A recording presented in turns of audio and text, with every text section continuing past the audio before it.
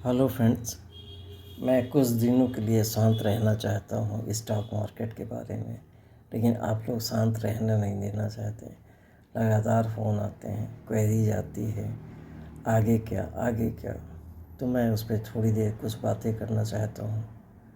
Stock market इस समय एक टर्माइल है अंतर्राष्ट्रीय जियोपॉलिटिकल की वजह से।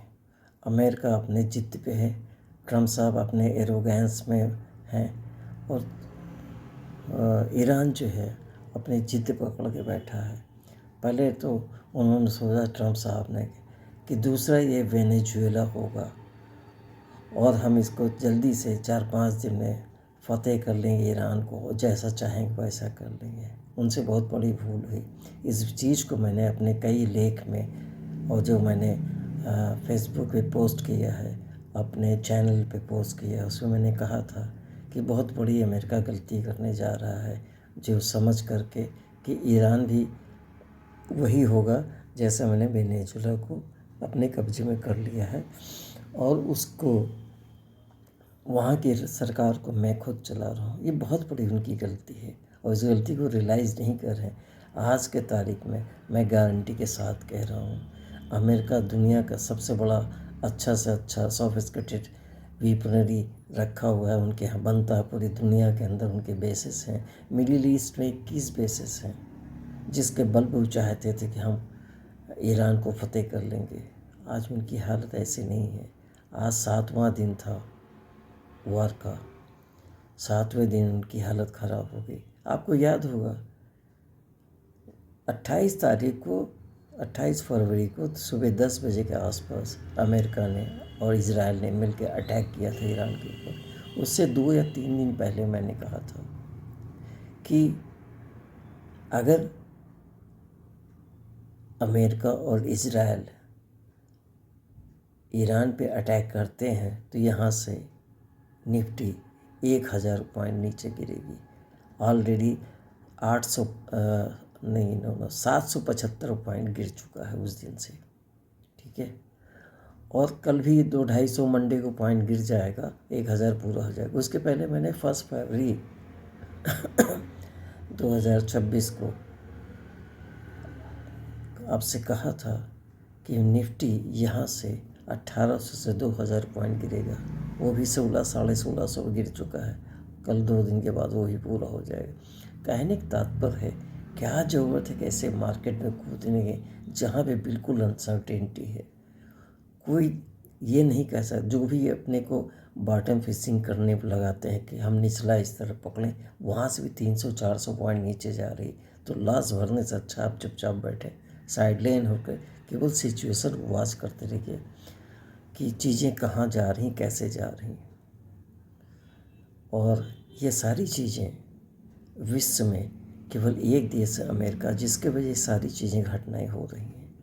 अब हालत ये हो गई है कि हार्मोज़ जो है, स्ट्रेट ऑफ हार्मोज़, जहाँ से पूरे विश्व का 20 से 25% तेल और गैस का आना जाना होता है, वहाँ मेजर डिस्टर्बेंस है। करीब 200 ऑयल टैंकर वहाँ पे फंसे हैं, क्रॉस नहीं कर पा रहे हैं। आज हम अपने टोटल कंजप्शन का लगभग 80 से 85% क्रूड ऑयल इंपोर्ट करते हैं। ऐसी परिस्थिति में हिंदुस्तान की क्या स्थिति होगी। फर्टिलाइजर इंडस्ट्री को गैस चाहिए और गैस पे भी वो रिस्ट्रिक्शन है। पेट्रोल एलएनजी जो है कतर से, उसका मेजर कॉन्ट्रैक्ट है। कतर पे ईरान मिसाइल्स ड्रोनों पे ड्रोन डाल रहा है, वहाँ आग लग रही है। ये मेजर चैलेंजेस हैं। अगर क्रूड ऑयल महंगा हो रहा है, लगातार गैस महंगी हो रही है, इकोनॉमिक पर मेजर इम्पैक्ट पड़ेगा। आपके डीजल महंगा होगा, डीजल से 30 से 35% डीजल ट्रेनें चलती हैं, जिस चीज़ को लेके चलती है वो महंगा हो जाएगा। ट्रांसपोर्टेशन कॉस्ट बढ़ेगी, आपकी ग्रॉसरी महंगी हो जाएगी। मल्टी डायमेंशनल इम्पैक्ट पाएगा इकोनॉमी के ऊपर। इसको कहते हैं इकोनॉमिक टर्म में स्पिल ओवर इफेक्ट। एक के बाद इकोनॉमी के दूसरे सेक्टर इफेक्टिव होते जाएंगे और उनके अंदर नरमी गिरावट का रुख आएगा। आपकी ओवरऑल इकोनॉमी ख़राब होती जाएगी। आपकी तो ये स्थिति, उन इकोनॉमिक सोचिए जो आपसे बहुत नीचे हैं, उनकी हालत जिस पाकिस्तान बगल में, भीख का कटोरा लेके घूम रहा है, कोई साथ नहीं दे रहा है, लेकिन फिर भी अपनी कड़ में। तो आप केवल अपनी चीज़ों को बचा कर रखिए, अपनी चीज़ों को ध्यान में देखिए। मैं बराबर पोस्ट अप करूँगा डेली। आज रात को बैठ कर मैं वर्ल्ड की पॉलिटिकल सीनियरों के ऊपर फेसबुक पे लिखने वाला हूँ। अगर आपको टाइम मिले तो उसको देख लीजिएगा। मेरी पोस्ट बराबर पढ़िए। मैं बहुत ही ध्यान लगा करके, बहुत चीज़ों को समझ बूझ करके मैं पोस्ट कर रहा हूँ। अब मैं डेली एक पोस्ट करूँगा। ये सिचुएशन ऐसी है कि हर पढ़े लिखे व्यक्ति का ये कर्तव्य बनता है कि अपनी चीज़ को सामने रखे, जिससे आदमी को समझने को और उसके ऊपर एक्ट करने का, उसके ऊपर उसका दिमाग जागे और वो इस तरह के काम कर सके जिससे उसकी जो है जहाँ भी है उसकी इमेज में फॉल ना आए। कंट्री की प्रेस्टीज और डिग्निटी बराबर बना रहे हैं। अमेरिका आज जो कर रहा है ना, उसकी पूरे विश्व बदनामी हो रही है। न्यूयॉर्क में जो प्रोटेस्ट चल रहा है, जानते हैं कैसे चल रहा है? न्यूयॉर्क जो प्रोटेस्ट चल रहा है, बड़े बड़े बैनर लेके चल रहे हैं, उस पर लिखा हुआ है इंटरनेशनल क्रिमिनल प्रेसिडेंट ट्रंप। क्या इज्जत है प्रेसिडेंट की अपनी कंट्री के अंदर? विश्व में क्या कर लेंगे? और मैं कह रहा हूँ, डंके के चोट पे कह रहा हूँ, पूरे होशो हवास में कह रहा हूँ, ये युद्ध लंबा चलेगा। लंबा का मतलब पहले प्रेसिडेंट का हम 4 दिन के अंदर जीत लेंगे, फिर कहा अब तो 4 हफ्ते चलेगा, अब आज की स्थिति 4 महीने चलेगा। हो सकता है 90 दिन चले, 120 दिन से कोई मिरेकल ना हो जाए। किसी ने सोचा था यूक्रेन और रसिया का वार 4 साल चलेगा? सब ने सोचा था 6 महीने, 1 महीने, 2 महीने चलेगा। 4 साल हो गया। यहाँ भी वही स्थिति होगी।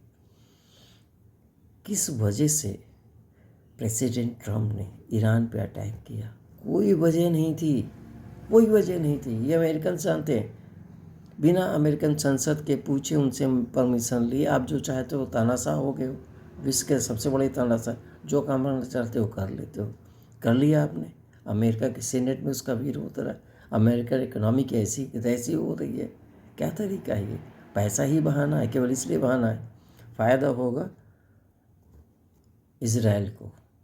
वो सोचता है कि अमेरिका को हम भेज दिए, अमेरिका लड़े और हमारे बिहाफ पे, और हम आगे चल के सुरक्षित हो जाएं। फ़िलिस्तीन को तबाह कर दिया, लीबिया को तबाह कर दिया, अब ईरान को तबाह कर दिया। मेरे दुश्मन ख़त्म हो जाएंगे। हम एक एक्सपेंशनरी मोड में लैंड भी ग्रैब करेंगे और अपनी इकनॉमी को सुधार लेंगे। सारी बेवकूफ़ी है। इजराइल भी शांति से नहीं ले पाएंगे। और अमेरिका ने जहाँ जहाँ इंटरवीन किया है, वो देश में कभी शांति नहीं। लीबिया में गद्दाफी को मारा, क्या वहाँ शांति हो गई? नहीं हुई। इराक में सद्दाम हुसैन को मारा, क्या वहाँ शांति हो गई? आज भी वहाँ पे हुई है। आपने वियतनाम में 30 साल लड़ाई लड़ी, वहाँ से भगाए गए। बगल के देश में अफ़गानिस्तान में आप 24 साल वहाँ लड़ाई की, वहाँ से भगाए गए। आपकी इज्जत क्या इंटरनेशनली? कोई इज्जत नहीं है, फिर भी आप फूले हैं। अभी अब बहुत डिटेल में चला जाएंगे। अभी कल मैसेज दे दिया कि हम आपको परमिशन दे रहे हैं कि आप शॉर्ट टर्म के लिए, वहाँ से तेल का टैंकर नहीं आ रहा, आपकी ज़रूरत है, आप 30 दिन के लिए आपको मोहलत देते हैं, आप रसिया से तेल मंगा दी। What the hell you are talking president Trump? तुम होते कौन हो गवर्नमेंट ऑफ इंडिया को डायरेक्शन देने वाले, गवर्नमेंट इंडिया से कहने वाले कि मैं तुमको परमिशन मोहलत देता हूँ 30 दिन, 30 दिन से मंगा लो। This is sovereignty.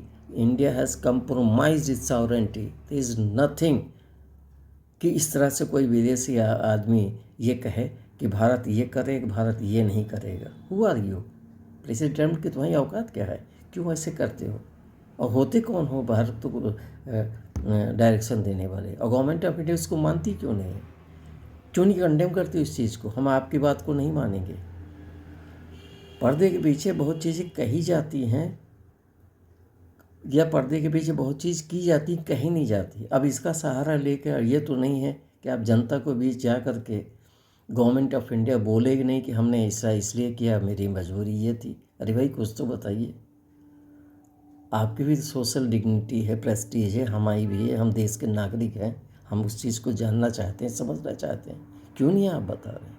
आप नहीं बताएंगे तो चीज़ें बहुत डायनामिक पोजीशन में है। मैं फिर कह रहा हूँ, ट्रेड बहुत संभाल के कीजिए। मुझे जब लगेगा अब एक बात और बता रहा, इस शेयर मार्केट में कोई एक आदमी, चाहे मैं हूँ चाहे और कोई हो, ये कह दे कि मैं गॉड फादर हूँ, मैं जो कहूँगा वैसा ही होगा, बिल्कुल गलत है। इतने साल से मैं इस मार्केट में हूँ, मैं जानता हूँ शेयर मार्केट अपने से चलती है। इसलिए हम कभी कभी कहते हैं स्क्रीन को देखिए, स्टॉक मार्केट टीवी के सामने बैठ जाइए, स्क्रीन देखिए उस स्टॉक मार्केट का बिहेवियर कैसा है। उस समय नेशनल इंटरनेशनल चीज़ों को लिंक करिए, इंटरनेशनल मार्केट में कहाँ क्या हो रहा है, नेशनल चीज़ें में क्या हो रहा है, कौन से ऐसे सेक्टर है जहाँ कौन से पॉजिटिव इम्पैक्ट आने वाला है, कौन से नेगेटिव इम्पैक्ट आने वाला है। जैसे एक उदाहरण के मैं कह दूँ, क्रूड ऑयल बढ़ रहा है, तो क्रूड ऑयल जहाँ पे जिन पोजीशन के इनपुट मेजर है, जैसे एशियन पेंट हुआ हैं, ऑयल मार्केटिंग कंपनीज हुई, आईओसी, हिंद पेट्रो और भारत पेट्रोलियम, ये कंपनियां जो हैं भारत से बाहर से क्रूड लेती है, उसको रिफाइन करती हैं तब देती हैं, तो इनके ऊपर नेगेटिव इम्पैक्ट होगा। आप स्टीम कंपनी वो जो हैं जो क्रूड पैदा करती हैं बाहर से भी खरीदते हैं, जैसे ओएनजीसी है, ऑयल, इनको फ़ायदा होगा। तो ऐसे ग्रुप को समय के हिसाब देख करके आप पहचानिए, उसके हिसाब से आगे बढ़िए। ठीक है, चीज़ें बहुत ही तेज़ी से बदल रही हैं, बहुत पढ़ना पड़ता है, बहुत देखना पड़ता है, उसके बाद भी रातों रात चीज़ें जो है रिवर्स हो जाती हैं और सवेरे कुछ और दिखाई पड़ता है। तो इन चीज़ों को ध्यान रख के आप करिए। अगर आपको अच्छा लगे मेरे चैनल को लाइक कीजिएगा, सब्सक्राइब कीजिएगा, और जिससे हम आपको नई नई चीज़ें बताते रहें। Thank you very much.